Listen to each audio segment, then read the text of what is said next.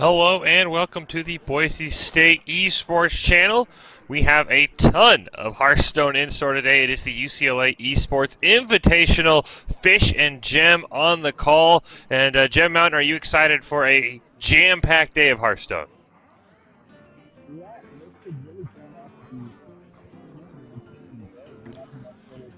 As we try and get to make sure we can hear Gem Mountain here, I am very excited for this. It's a lot of fun. I think we're going on nearly 8 hours of Hearthstone, which is going to be absolutely incredible. I'm sure we're going to see a ton of Demon Hunter. We're going to have a ton of time to complain about Demon Hunter, and I'll be very curious to see what decks people bring to win besides Demon Hunter, because in the Conquest format, you have to win with 2 other non-Demon Hunter decks. That's basically what the current meta is right now.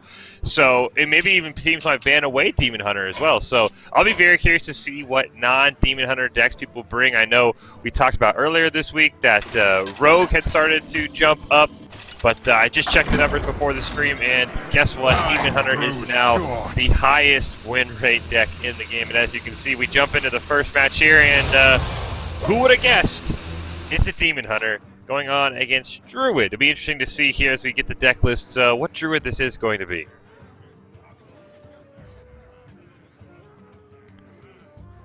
Still can't hear Gem Mountain, so we'll work to fix that one. Oh, it's me. Never mind. We can hear Gem Mountain. It's just me that can't hear Gem Mountain. Oh, neither. Production try to talk to both of us sometimes in our ear. We can decide who they're talking to, but we'll fix that. But interesting to see that they the Demon Hunter just hero-powered on the first turn. They have a couple of cards that they could have played. The Battle Mage, of course, the Outcast card was available as well. So I'm kind of curious what they want to do there. The Druid. I'm wondering if we're having some connection issues on the in the Hearthstone game, because the Demon Hunter hero-powered did not attack. And then the Druid didn't play any cards. So I'll be curious to see, making sure everyone is connected, because I'm very curious why the Demon Hunter chose not to attack there and not play any cards. So keep an eye on that one. Looks like he's just going to throw down the weapons, start to get that board ready to go. Druid not even going to hero power to start clearing some minions here. This is... Alright, this is interesting here. Nobody's playing anything. This is a new deck. Apparently this is don't play anything deck and see how big you can get your hand. So, very curious why Tempo Demon Hunter is not playing cards. Very curious why the Druid is just passing right now. Don't know if we are having a connection issue or what, because I highly doubt teams are just passing and not playing anything in the UCLA Esports Invitational here. You see Akron and Northeastern, another pass coming out, so... Starting to get a little curious what's going on here. Another pass from the Druid.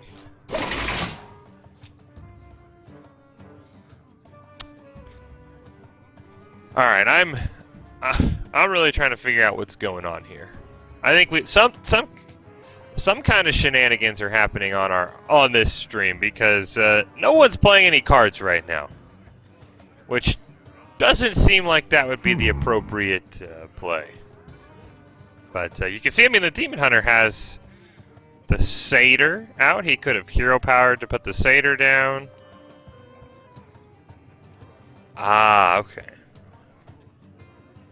So it looks like, you know, sometimes it can be hard to communicate things. So this we're being told this might be a manual ban game. So I'm guessing maybe... We'll try and figure out what that is, but that would explain why nobody's playing anything here in a manual ban game. Very curious. I haven't seen this before. Usually, you know, you just say, hey, this is what I want to ban, but of course, can be hard to sometimes communicate. So yeah. I'm interested to see exactly what the long-term game plan of this manual ban game is. Is it just going to be playing? Gem Mountain back with us now. Yeah, Gem Mountain. Yeah, you're back with us. You there? I am here, Gem Mountain. Alrighty, there we go. Yeah. Do you have any idea what a manual ban game is, Jacob? That is very interesting. The ban game, I would guess, because you were right, Fish, and For those of you who don't know, this is kind of a partnership between UCLA and Boise State Esports, and how we do it normally on Boise State Esports stream is we just get the lineups and what they chose to ban, and then we just play the normal games. So it is interesting, kind of a new concept, what a manual ban game is, at least for us. So. Yeah, I'm very curious to see what exactly the plan is. I don't know if there's like a certain turn limit they have to get to for the game to count. And, I mean, also, how would you pick the ban? Would you each queue up the deck you want to be banned? It's very interesting to see exactly what the plan is here. But because I'd be shocked if the side we are spectating right now would want to ban away their own Demon Hunters. So very interested to see what the plan is here. But hopefully, once we get this manual ban game figured out, we can hop into all the action. And as we were talking about, Jim, I think today is going to be a lot of Demon Hunter. Yeah, this would actually be a great time to just talk about, in general, the effect that Demon Hunter has had in the game. Yep. We were talking about this earlier Wednesday on just how Demon Hunter has come and completely overthrown the meta, at least in the first 2 days before the emergency bans came through. The biggest thing about Demon Hunter, Fish, is that you and I were asking this question: what exactly, in terms of class identity, is its weakness supposed to be? For now. I mean, I guess its only weakness is if you do surrender. But yeah, no, the Demon Hunter class identity really is everything, right, Jim Mountain? It can go tempo, it can go aggro, it has the gimmicky control OTK that we've seen from time to time. So I think the better question, what's its not is what is its class identity, it's what is Demon Hunter's weakness right now besides Demon Hunter? Right. Yeah, it is. It is kind of weird because what's the solution? Do you just kind of nerf the cards to where they're okay, and then Demon Hunter is kind of a jack of all trades, master of none class? I mean, that doesn't necessarily feel satisfying if you're going to add a new class to the game. Yeah, it really feels like, you know, I would have honestly preferred Demon Hunter started out very weak, and then they sort of build it up through the expansions, of course giving Demon Hunter a couple of extra cards, I think 5 extra cards in every expansion to sort of catch up to all the other classes. So I would have almost preferred Demon Hunter to start out very weak, and they could then build the class identity to each expansion. So yeah, I'm very curious how they exactly plan on reining this in. I know Hearthstone's talking about how every expansion is usually planned out a couple of years in advance, which should mean everything that Demon Hunter is going to get is already planned out, but they don't need anything else besides a couple of nerfs to really maybe bring them back in line, because as I was talking about before you connected, Demon Hunter's regained its spot as the top win rate deck now. It's past Rogue. It only took a couple days, so it's not like Demon Hunter suddenly fallen off even with 2 rounds of nerfs, which is just insane. We've never seen a class survive 1 nerf, let alone 2 nerfs. Yeah, it looks like it's probably going to go to 3 nerfs to really bring Demon Hunter in line. It just really kind of raises the question what Blizzard was thinking. You know, we were putting on the tinfoil hat the other day that they just intentionally released this class as broken so that there would be adequate excitement over it, which turned into anger, I suppose. You know, the excitement quickly gave way to frustration on day 1 of Demon Hunter.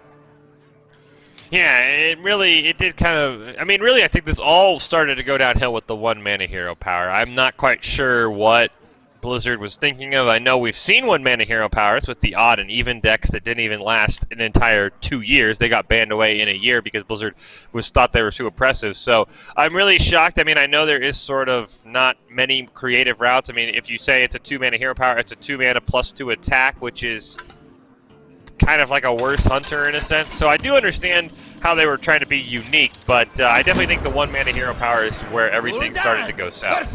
Alrighty, so now we can finally get started. For those of you who just joining us, welcome to the UCLA Esports Invitational.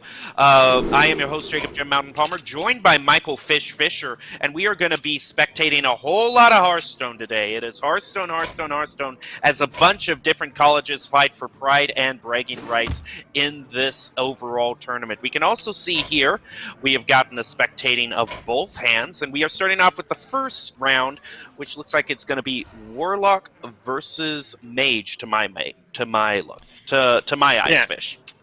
Yeah, and it looks like it is going to be Reno Mage get you a flip on the other side. But so it looks like it's going to be maybe Zoo versus Reno Highlander Mage would be my guess, which 100% favors the Zoo player here if he can get the rush down before Reno absolutely clears the board, and starting with a great starting hand for the side on the bottom here. Good job. I mean, I don't know how the Mage survives this. If you look at his hand, he's got the one Arcane Breath, and after that, he's got to wait a while. Yeah, that's going to be the biggest challenge for this mage, is just finding a way to survive. It's interesting to see Zoo, because it's been a while since I've played Zoo. You know, Galakron Warlock has been such a big presence. But I think, Fish, the reason Galakron Warlock was such a great deck was because it countered Demon Hunter so well with the Sacrificial Pact. That really says something, again, about how busted Demon Hunter is, where the way a deck can rise to popularity or to Tier 1 status is how well it counters Demon Hunter. Yeah, I do believe at the launch day, Plot Twist Warlock, which has been a giant meme the entire time it's been out, actually had like a 70% win rate against Demon Hunter. And it was 30% against every other class in the game. So it was sort of this weird thing of you were trying to snipe out Demon Hunters as Plot Twist Warlock, which unfortunately with the nerfs and the changes to Sacrificial Pact took that one away. But yeah, it is kind of interesting. I do think we're going to see a meta completely dominated by what class can you bring, especially in these competitive games. What class can you bring that you know beats Demon Hunter? Because I think every school, if you don't bring Demon Hunter, I'm sorry, you're not taking this serious and you don't deserve to be here because it's that overpowered. So you got to find a deck that either beats Demon Hunter, or you just simply have to say, we're banning Demon Hunter, I don't care what other decks you're bringing. Yeah, that really is going to be the overall theme, is how if teams decide to ban Demon Hunter or if they allow it in their general matchup as well, because it is such an oppressive deck. Then again, if you build your lineup around it, then you don't necessarily have to worry about it. Yeah, I mean, I like I said, I think it's a lot of it really comes down to handling that Demon Hunter, trying to ban away that Demon Hunter, because to my knowledge, and maybe you have more, experience on the ladder so far, there's not really a class that Demon Hunter hates to see. It's really, there's some less favorable matchups, but Demon Hunter isn't scared of any class like we're used to seeing in Hearthstone, where, all right, Highlander Mage is obviously scared of aggro's scared of control, the classic card game triangle. Demon Hunter just kind of says, yeah, I kind of want to win any matchup you put me in. I'm not really scared. Can you give us a I'm not on the tournament itself? And that Boise State is helping out. Yeah, so this is a very interesting problem, and we will get back to that. But again, for those of you who are just joining us, welcome to the UCLA Esports Invitational with assistance from Boise State University. I am your host, Jacob Gem Mountain Palmer, joined by Michael Fisher, and we are going to be calling the action for you as we are going to go over a bunch of rounds in this overall tournament as Hearthstone teams fight for bragging rights. And I just got to say, Fish, we were just talking about Demon Hunter and kind of the class identity and really kind of debating over what it really is. And you are right, normally a deck, Demon Hunter, a class that's all about attacking and building up big boards and generating a lot of tempo, has a really hard counter, in control. But Demon Hunter, no, you got Priestess of Fury, you got Imprisoned Anatan, you got the Hand of Gul'dan. So as soon as the game goes to control, Demon Hunter just throws down a Skull of Gul'dan, excuse me. And so when the game gets into control phase, they just say, okay, we can play control now, and they throw down Skull of Gul'dan. Yeah, I mean, it really is just something that's absolutely bananas, so I would not be shocked if it is banned away by a lot of teams. And looking at the match we're at right now, I mean, you see the Warlock, he does have the $1 on Magic Carpet, he should be able to uncomfortably clear away that Bone Wraith. I'll be curious to see if he wants to commit the Lackey, but the classic problem with Zoo is it has to use its own life to draw, because aggro decks don't have good draw. Warlock gets around that by life tapping. Without Leroy, there isn't a great finisher for the Warlock anymore, and I think he could just eventually just tap himself to death against a very, very heavy control mage who had Reno in his opening hand. We're gonna have some fun. Yeah, having Reno, even though he hits the boards later, he's usually a keep in the mulligan just because he has such a big impact on the board like this. And this is really what we were talking about at the beginning of the match. Will Highlander Mage be able to survive to later in the game? They've only taken 5 damage in the first 5 turns, you know what I mean? That's a really good place to be in. So I think the tide has turned, and we've turned the corner for this Highlander Mage to start doing some real damage. Yeah, the bone right there for the Highlander Mage was huge. The card to a defender, if he has that in his hand, that's also huge. And I'll say, I don't hate Shadow Council. I know that was a card that when it got released, a lot of people actually thought it would sort of dominate because they said, yeah, they're random demons, but they're all +2/+2. Looking at this, I mean, Sack Pact, I guess you could use it on your own demon if you really needed the health. I don't ever see them finding a way to play Bane of Doom. I don't hate the Shadow Council here. It is a card I think maybe people overvalued in the meta, but I think in certain situations like this one, it's definitely kind of maybe the go-to pick. Yeah, it is interesting you were saying, you know, talking about predicting what the meta is going to be. You know, a lot of people thought Libram Paladin might be the control deck to unseat Tempo Demon Hunter, and that really didn't come down to any sort of fruition. And that overall evolve isn't necessarily the best, just because he can't attack with Warlock, and Reno's more than happy to trade into that. And as we start getting into bigger turns, like the Conjurer's Calling, that's always been an insane card since it's been released. Yeah, and I think this is where, you know, you look down the line and you start to ask, okay, when does the Warlock win? And I think this question becomes never, because I just think without Leroy in their deck, how do they get that last finish? How do they get that Reno Soulfire, that Leroy Power Overwhelming, Leroy Soulfire? I don't see where that, you know, 10-14 damage combo comes from, and right now, I mean, they can stop tapping at least because that discard allowed them to draw 3. I just don't know how they're going to find that extra damage that Zulok sort of thrived on back in the day with Doomguard and then Leroy after Doomguard was banned. So I don't know if I agree with the Zulok pick at all, unless they thought maybe they could pull one out on Demon Hunter because it can flood the board arguably as well. That's an upgrade! Probably. Yeah, well, I think we're kind of seeing in their hand right now what their strategy was. You can see the Imprisoned Scrap Imp in your hand. You know, I played against that on ladder. It feels very, very bad when your whole when you're going up consistently against two minions. You know, you throw down earlier in the game, and I think that's where this deck kind of builds up the extra damage that you were talking about, the damage that they're missing. Now, this isn't necessarily a bad situation for there must be a just way. in time from Northeastern University, because all of those demons are pretty heavily buffed. I mean, those are really big, chunky minions. Yeah, I will say that they did get extremely lucky getting 3 low-cost minions. Now, the only problem is, of course, is that those 2 mana cards both have to go dormant for a turn, so it's not like they're immediately going to come out and absolutely dominate. They're just 1 mana short of being able to get the Pit Commander out, who has Taunt, who would obviously keep them alive because they are staring in the face of lethal. And I think that's actually going to do it. I mean, unless they have some sort of crazy life tap here, no, that's not going to get it for them. I think the Zulok's going to go down in flames. I just don't quite... I'd love to know the strategy for bringing it. I don't know if they thought maybe it could counter Highlander Hunter, because they've got to be something they're targeting with a very nerfed version of Zulok without Leroy. Yeah, that really is the case. I mean, look at how that deck performed. The first 6 turns, only 5 damage. That is a nightmare for aggro, and they really didn't find what they needed to set up. I'm looking at the deck list now for the overall lineup of Northeastern University. What's interesting is that on the lineup they gave all of their deck names. The names for the actual decks are not what they are, so I actually have to scroll through. But it looks like all the cards. But it looks like, yeah, we have that version of Zulok. So Zulok is 1. We also see, it looks like they have Bomb Warrior as well, which will be interesting to see. They have a version of Galakron Rogue, a Secret Galakron Rogue, it looks like.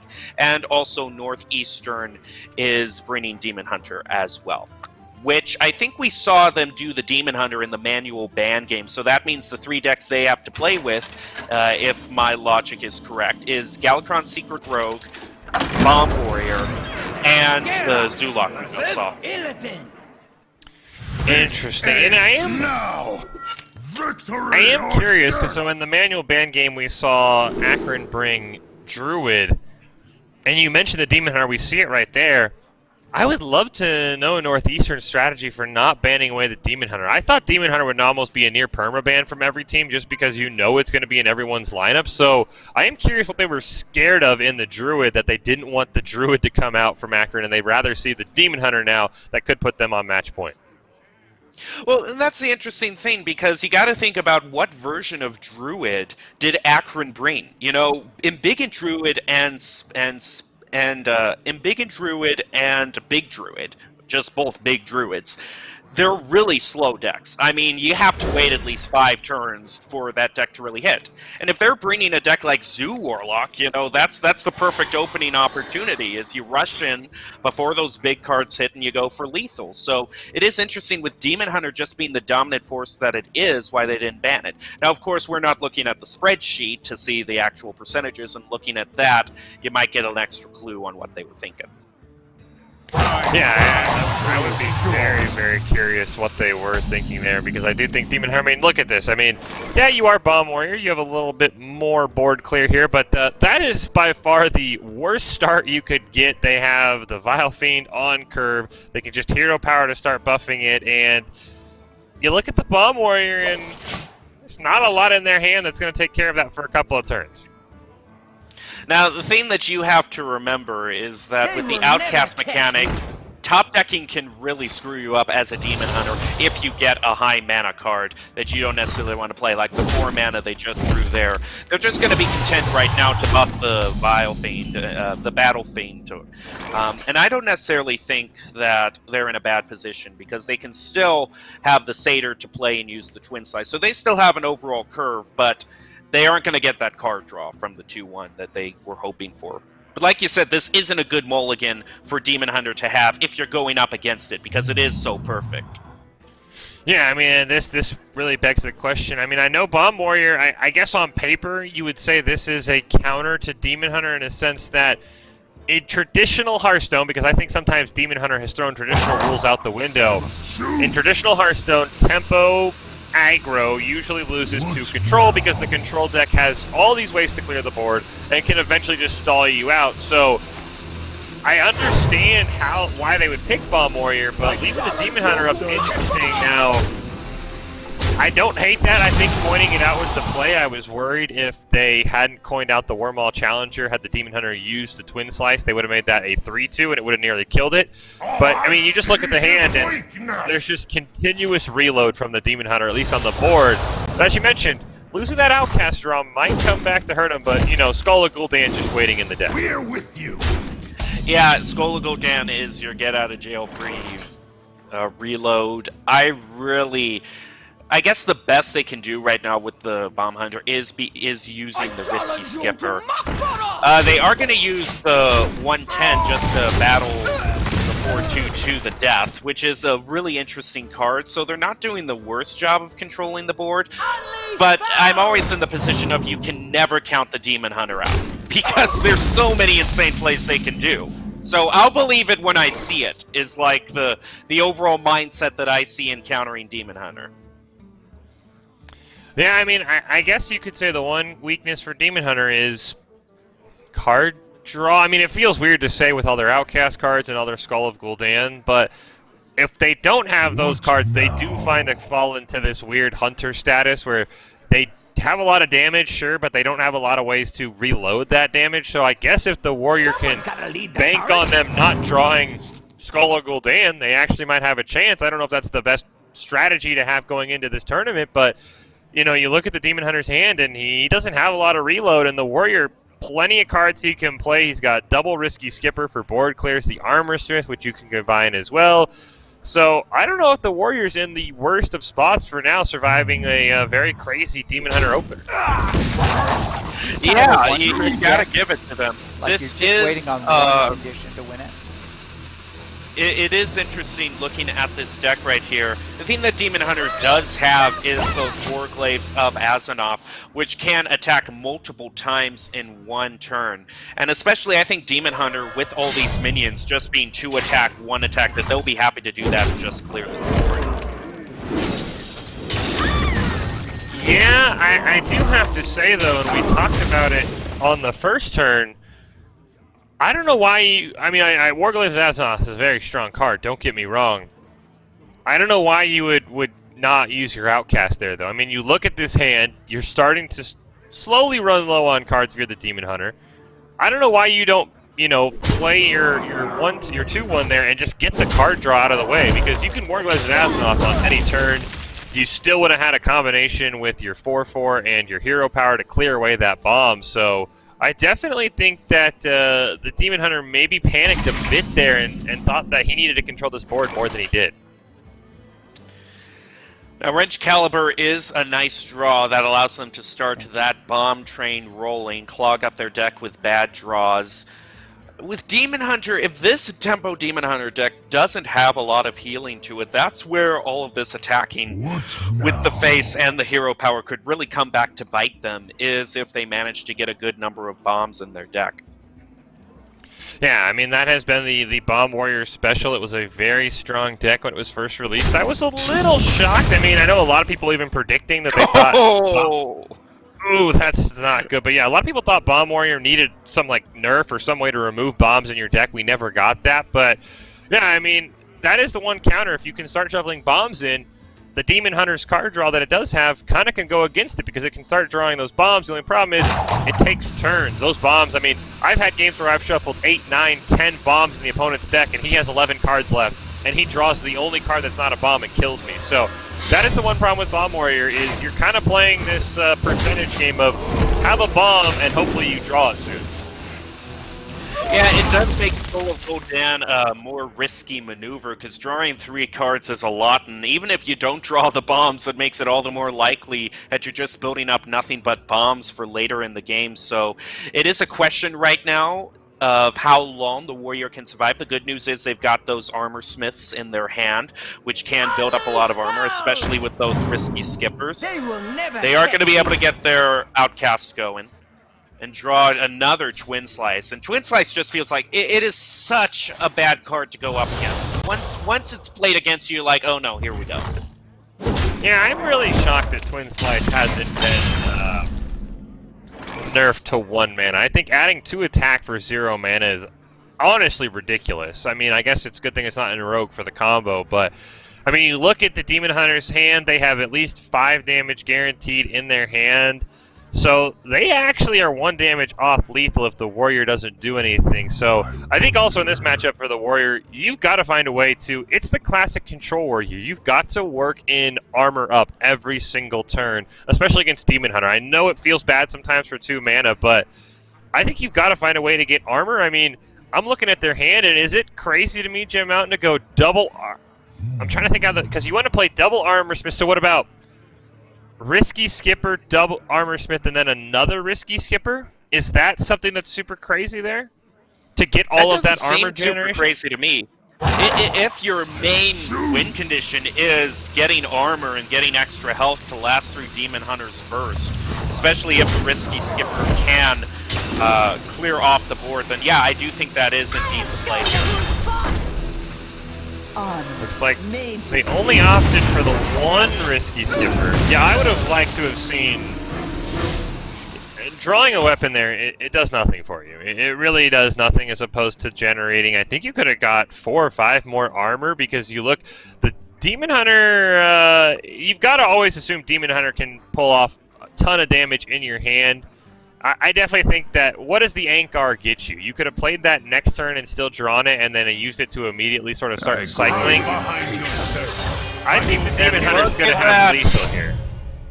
Yeah, they very well could. The good thing about Kane is that he can charge, which is a keyword I thought would never come back into the game. But if there's one class, I suppose, that can do it, it would be Demon Hunter. Now, the good news is for Northeastern that they do have some tools to clear this out, and if they can build up enough armor, then what does Akron have? They only have is the 2 Twin Slices, and if you can armor up through that, they're in a great position. Yeah, it looks like the Demon Hunter might have been 1 damage off lethal. So now I guess you can play the second Armor Smith and the Risky Skipper to clear that board away and get some more armor. And now I think, yeah, The warrior has sort of stabilized. Oh! Hey, Oh, it's if Golden there's any card you want to... Oh, we got the bomb! Oh, the one counter we were talking about. Although now you can guarantee that you're going to have the best top decks. Yeah, it really is unfortunate with the nerf coming through, buffing or nerfing Skull of Gul'dan to 6 mana. You can't actually play that Priestess of Fury this turn. They would have loved to have been able to play that. I wonder what happens if they play their, rearrange their deck card there and they get the bomb. Because you know there's at least one more bomb in your deck.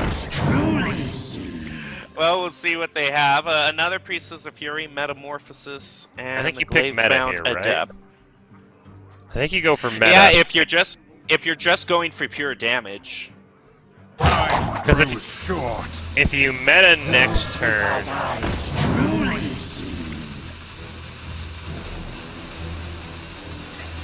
well, there's the situation how does this we saw. interaction work? Because That is a good point if you play. Because he looked at the top 3 cards, and none of the ones he picked were in that next one. So I'm curious how that interaction worked there. How did he see? Shouldn't he have seen one of the cards he picked in his top 3? Well, Or it did he takes see cards his- from your overall deck. Oh, and it so does I that think thing. the first one they played is they put did they choose Metamorphosis, Fish? They might Is have. that correct? They might have chosen. I think they did choose. Whatever they chose Metamorphosis. in that first, that goes on the top of their deck. They play the second one, and I think they chose Skull of Gul'dan, so that goes on top. So next turn, I think they're going to get Gotcha. another Skull to play. Gotcha. You rarely ever see that back to back. But yeah, now I think they do have to start worrying about the Warrior's armor. But the Warrior, I mean, this is the one problem with Control Warrior. I mean, they don't have a lot of reload. Their reload is drawing Pirates, which isn't always fantastic. They also seem to want to go for base strategy here, which I can't complain against. So the Demon Hunter might have honestly just run out of time, which is crazy to say, but they've got to find. I mean, they can clear off the 6/4 next turn. They can probably get rid of the risky skipper. I mean, maybe you roll with the crazy Priestess of Fury turn, because you have to worry. There is one bomb left in your deck, and when you play Skull of Gul'dan, you're going to draw 3 more cards. I don't know if I hate Priestess of Fury, and you just kind of hope that it hits the right targets. Yeah, hope that your RNG works out here. Other than the Captain Greenskin that they can play next turn, that did work out for them. Yeah, no lethal here. They could play the Wrench Caliber and maybe hope that by shuffling another bomb in, they can get 2 bombs back to back. But that's I think you have to do that. Yeah, that's probably the course of play here, especially since we can already see that the strategy is going to be playing that Skull of Gul'dan. So it isn't unheard of that those 2 bombs could be drawn. Well, I don't know if the Demon Hunter needs to play the Skull of Gul'dan, because they have 9 damage, 10 damage on. They have lethal, actually. The Demon Hunter does right now. They have 14 damage in hand. Even an armor up wouldn't get UCLA out of lethal range. So I don't think the Demon Hunter would have any plans of drawing. I think you definitely had to go for the Wrench Caliber there to try and put that on. But he's also going to find a way to clear with the Sky Raider in the inner ring. So, maybe that's also his strategy. Job done. Yeah, that does take away lethal. So now it is the bigger question of if they play Skull of Gul'dan. Oh, but another Priestess of Fury, of course. So that's what they chose. Sing. Yeah, so it looks like they're going to go for the... They should be able to get Warrior to, let's see here, 3 this turn. And now they've just got to hope that the Priestess of Fury... There's 4 health on board. She does 6 damage, right, Jim Mountain? I'm pretty sure it's... I think it might actually be 7. But it's not enough. They don't find lethal. Well, they don't find lethal, but now the Warrior has to find a way to get through the Priestess of Fury. I think they're gonna do Anchor there. And maybe just hope that the bomb... Nope, that's it. Yeah, I was really shocked they didn't just play the wrench caliber, because in that scenario, you've got to play to your outs. Even if it looks impossible, shuffling another bomb in the opponent's deck won you the game. So I'm a little disappointed there that they just, gave up. I would have loved to have seen them say, all right, we're going to wrench caliber. I think they should have wrench calibered the turn before, but I do understand having to draw a pirate to get another damage tick from the risky skipper. But yeah, I think they should have wrench calibered there. At least try to play to your outs, don't just surrender. Yeah, at least do the Hail Mary, I suppose, and at least give yourself some chance of winning the game. I do think that this allows us to talk just a little bit more. I wanted to open up this line of conversation with you, Fish, because I think any other aggro deck at that point, Northeastern had so many opportunities to swing the game, and they did in a lot of turns, but it was those Priestesses of Fury, those late-game cards that really keep Demon Hunter in this weird position of being pretty good in aggro, mid-range, and control. So, question I have to ask is, if you could be in charge of the third-round nerfs to Demon Hunter, what would you nerf? I mean, I really am a proponent of nerfing that hero power. I think it just opens up way too much. I mean, I know it's combo with a lot of their cards. The Satyr allowing them to summon more. Of course, the Vile Fiend that we saw allowing you to buff its attack. So I would definitely put the hero power at the standard 2 mana, but I just think that 2 mana plus 2 attack it's sort of lame. I mean, it's like a targeted version of Hunter, but there's only so much creativity you can really have with hero powers once you already have the 9 standard classes. So I would go after the hero power, but I understand not wanting to sort of touch the Demon Hunter class identity. But I think having a 1-mana hero power just isn't balanced when everyone else has to have it for 2. If I had to decide, I would definitely nerf Priestess of Fury, maybe push it back a mana, or even just reduce the damage it does. Or maybe I would think change it from at the end of your turn to at the start of your turn, kind of going from like a Nat Pagal kind of thing, and that really gives the opponent time to deal with such a threat. Now, here's what's interesting, is that to win this, Akron needs to play their Rogue. And Rogue right now is one of the hardest classes to pilot. Yeah, I mean, Rogue, I would say that I don't know if I necessarily agree with that. I feel like Rogue has always been one of the harder classes to pilot. I mean, you look back at Cold Light Mill Rogue with Brand, that one always was very difficult. Miracle Rogue always takes a little bit of extra thinking. So I would say if you have someone on your team that is a traditional Rogue player who's played a lot of Rogue, I don't know if I would necessarily agree that Rogue is that hard to pilot. I think Rogue is just as a class has these very strange mechanics with combo that are always sort of made it not very friendly outside of having to, always think a couple turns ahead. Well, I suppose I should rephrase it. What I was talking about in hard to pilot was Galakron Secret Rogue, because that one, you have to make sure your secrets go off at the right time. There's a lot of factors that punishes you very heavy for misplaying. But what I'm seeing more here is just kind of a standard Galakron Rogue build. This might even be a Highlander Rogue that we're looking at right now, just because I'm seeing no duplicates in the hand, and that is easier to pilot. Yeah, I do see the Zephyrus in hand, and it looks like this time, Northeastern got a bit better luck. They are playing the sort of Zoo Lackey Rogue that we see a lot of people playing, and they have their 4/4 Lackey card in hand and ready to go on curve. And when you play against this deck, it is a world of difference for when the Warlock has that card on turn 5 and when the Warlock doesn't have that card on turn 5. The best thing is that they have another Imprisoned Scrap Imp as well, so they can really ramp up how much damage all their cards have. And this might be the ultimate purpose of the Zoo Warlock, that we were kind of really looking at what its purpose was in finding that extra damage. I think it might have come down to something in being that in finding that extra damage. I'm sorry, I lost my train of thought there, Fish. But that really might be the source, is do you get the Imprisoned Scrap Imp on your mulligan or not? Because that's going to really buff your board. Yeah, that's gonna buff your board. It's gonna allow you to go a lot wider. Of course, Rogue has to deal with using their face to sort of clear minions, so they can't do it very often. Betrayal, a quick pick, and you can't. I didn't even get to see the other options, but you can't argue with the Betrayal. Betrayal, they're immediately going to clear everything except that scrapper. Yeah, and then you just use your lackey to clear it. They've got control of the board again, which is definitely something that you don't want to see if you are a Zoo Warlock. They still have a lot of tools, and they can't do the big swingy turn with sacrificing the lackey in order to get the 5/5. So they still have a big board, and they've got a lot of reload in their hand right now for the Warlock. So if they can get through some of these removal spells, then they might be able to pull this out.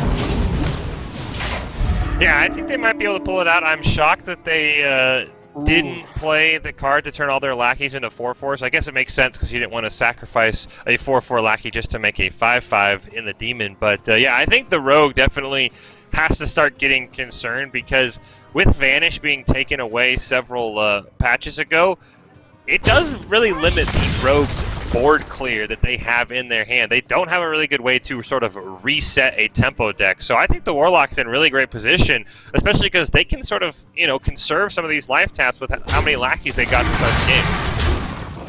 Now watch out for the Shadow Step, because that's one of the nastiest interactions in the game right now, is bringing back the Zephyrs, playing him for 0, and getting more than 1 perfect cards in the game. It can do so much. You can see they chose the Chaos Nova there, just completely clear the board, and that's just how much removal and utility that these Rogue decks can have. On the wings of evil. Alright, I might have missed something here. I thought the perfectly telegraphed turn was allow your lackeys to be buffed to 4/4s and then play the lackey. And then Northeastern did not do that. I was going to say, yeah, the Chaos Nova is great, but you just set it up for the Warlock to buff their lackeys for the rest of the game and put a 4/4 lackey that allows them to discover a dragon. I don't know what I'm missing in them playing that in the wrong order. I guess, yeah, they can summon a demon, but... Oh, it buffs them when they play. Never mind. I always forget that it buffs them when they get played. I always think that... I'm like, oh, you gotta play it first. But no, never mind. They were way ahead of me. This is why I don't play this deck. It confused the heck out of me. Hey, I haven't seen Takan on ladder at all anytime soon, so I haven't seen it lately, so I don't blame you for kind of forgetting how that card works, because it is interesting seeing Northeastern bringing these new kind of strategies that I haven't necessarily seen before. Yeah, and I do I'm a big fan of the Lackey Warlock. I do think there's a problem where it relies way too much on having to con on curve, even though they did delay it just a little bit, because no deck besides Mage has a way to consistently get rid of 4/4 lackeys. That's just, they're so easy to generate. They only cost 1 mana. It is basically the old Quest Rogue, and everyone remembers how overpowered the old Quest Rogue was. So, you're basically playing against a slower Quest Rogue, so good luck to the Rogue player to eventually find enough clears. Now, if my eyes aren't betraying me, I do believe I see a Winged Guardian in their hand that they were lucky enough to get the Pharaoh Cat off of, and that's kind of a huge high roll that you can get off of Pharaoh Cat.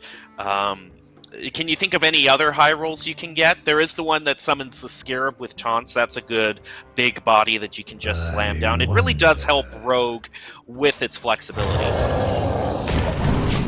Yeah, the only other one I really can think of, and it's not...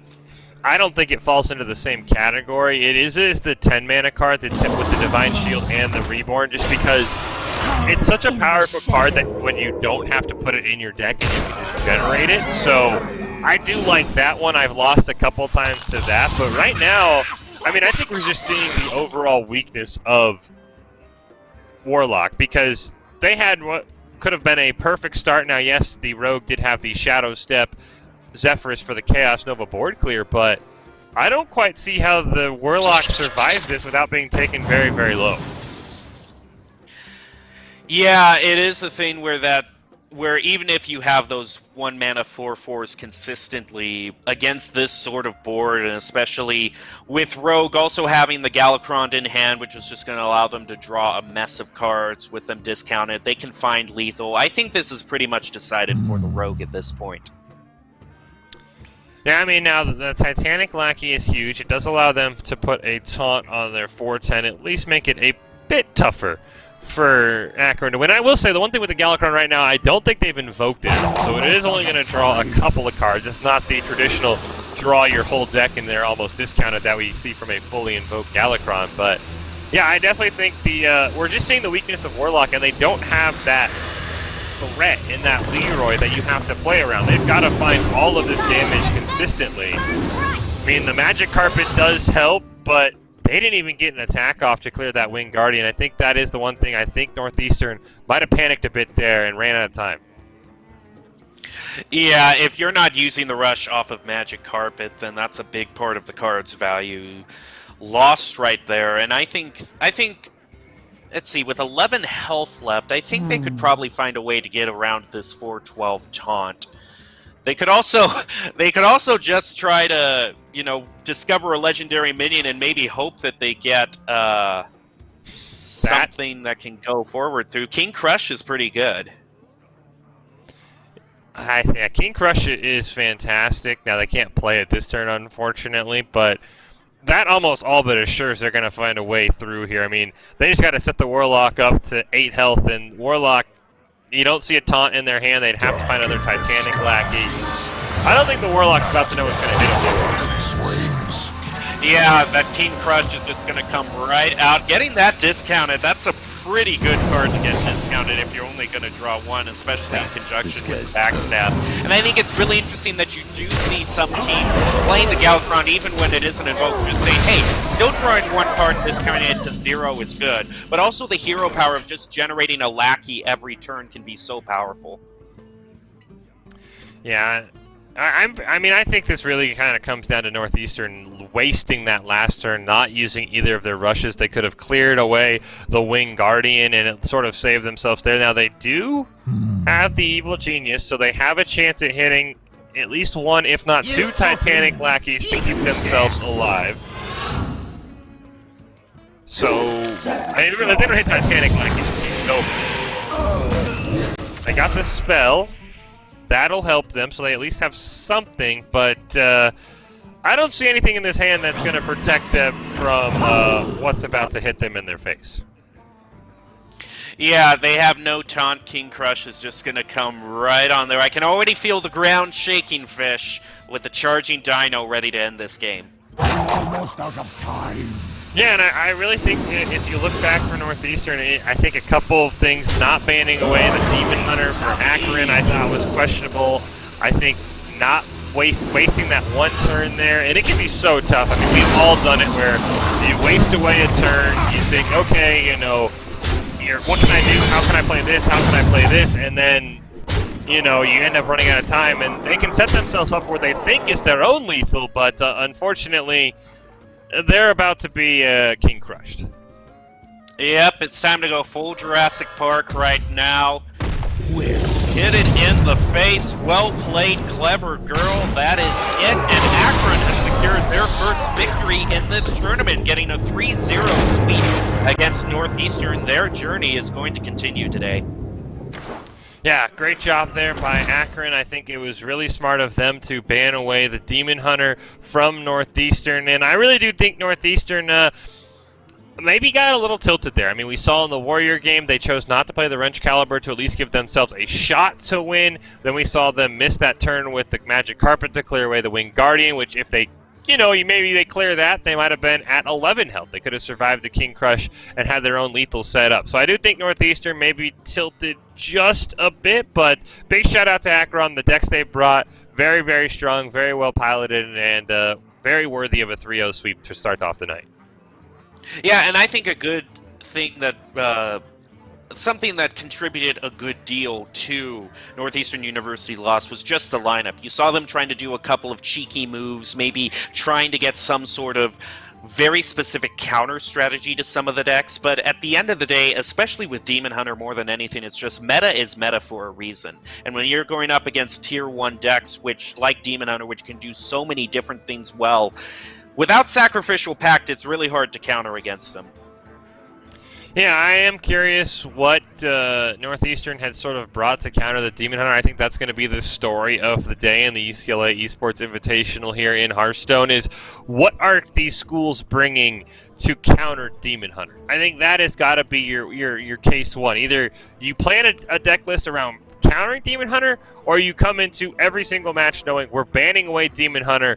How can we handle Secret Galakron Rogue, Highlander Mage, Highlander Hunter, Bomb Warrior, etc.? So I think that is the two strategies we're going to see from schools. And right now, just even on ladder, I can't think of a deck that you could consistently bring to a tournament saying, I'm going to play this deck knowing it counters Demon Hunter, because that deck really doesn't exist, because if it did, everyone would know about it and everyone would be playing it.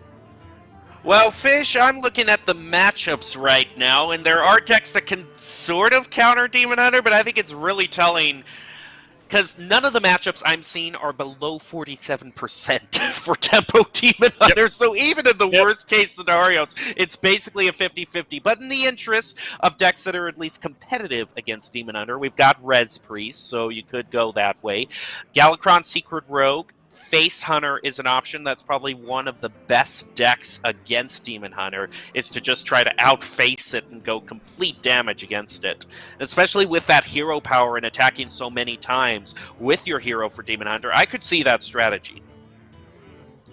Yeah, I would say the only problem with Face Hunter is that the Demon Hunter could ignore all of the cards on their board because nothing's going to be taunt, and you basically turn it into a base race strategy, so you wouldn't be always using your hero power to clear the minions. You said, all right, you're going to go face, I'm going to go face, and really the first one to lose is the first one who has to clear a board, and I think the Hunter would be overwhelmed first. But yeah, as you mentioned, a quick look at the stats on my end, yeah, nothing's below, I think the worst thing I see is 46.94, and that's Egg Warrior, which is a deck we've talked about. It's still sort of up and coming. So yeah, I mean, every Demon Hunter is basically a 50-50 matchup in tournaments like this, so I'm just going to go with the strategy, just ban Demon Hunter. I mean, completely. Bring Demon Hunter in your lineup, but you're banning it away because every single team, at least when I scroll through the deck list, I did not see a single school that was brave enough to not bring Demon Hunter here. As I check it one more time, I don't think so. So yeah, everything's bringing Demon Hunter. I think it should be just a